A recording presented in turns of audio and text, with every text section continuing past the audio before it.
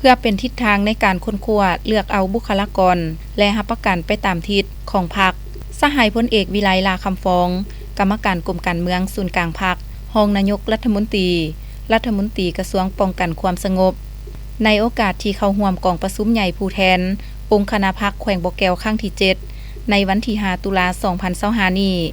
สหายได้มีคำเห็นและเน้นให้บรรดาผู้แทนกองประชุม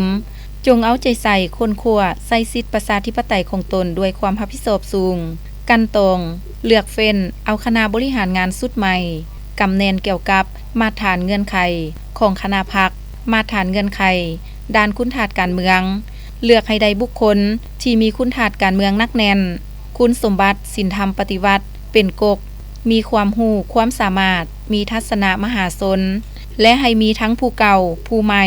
รับประกันให้ได้3หุ้นอาวุโสหุ้นกลางและหุ้นหนุ่มประกอบด้วยเพศเผ่าอยู่ในทุกโครงเขตเวียกงานอย่างสมเหตุสมผลเคียงคู่กันนั้นทัศนะที่ควรเอาใจใส่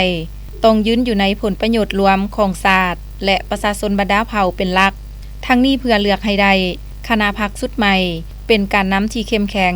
สืบต่อนำพาซี่นำแขวงบ่อแก้วให้ไปตามทิศของพรรคอย่างมีคุณภาพไปสู่ปริมาณใหม่ตามแผนการที่วางไว้และในการดำเนินของประชุมครั้งนี้บรรดาสหายเอาเห็นว่าพวกสหายได้จัดตั้งครบถ้วนถูกต้องตามระเบียบหลักการและกฎระเบียบของพรรคต่อกับปัญหาดังกล่าวมานั้น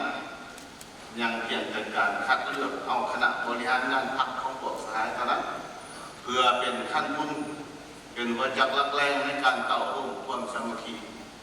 เป็นหัวจักรหลักแรงในการระดมความคิดเพื่อความเป็นเอกภาพในการสีนำพาในการจัดตั้งปฏิบัติหน้าที่การเมืองที่นอนในความรับผิดชอบของแต่ละสหายการจัดตั้งในการนำพาของพรรคเป็นการสืบต่อปฏิบัติแนวทางการเปลี่ยนแปลงใหม่ที่มีหลักการของพรรคแน่ใส่ปรับปรุงพรรคทางด้านการเมืองปรับปรุงพรรคทางด้านแนวคิดและปรับปรุงพรรคทางด้านการจัดตั้งและมันก็ยังเป็นบันดำเนินชีวิตการเมืองภายในพรรคเพื่อสำรวจกวดการคืนการจัดตั้งปฏิบัติมติต่างๆของคณะพรรคขันเทิงมติคณะพรรคขันผู้ต้นในสุดปีที่ผ่านมาและคนหัวตกลงวางทิศทางใหม่ในสุดปีต่อหน้าทั้งเป็นการเสริมขยายประชาธิปไตยภายในพรรค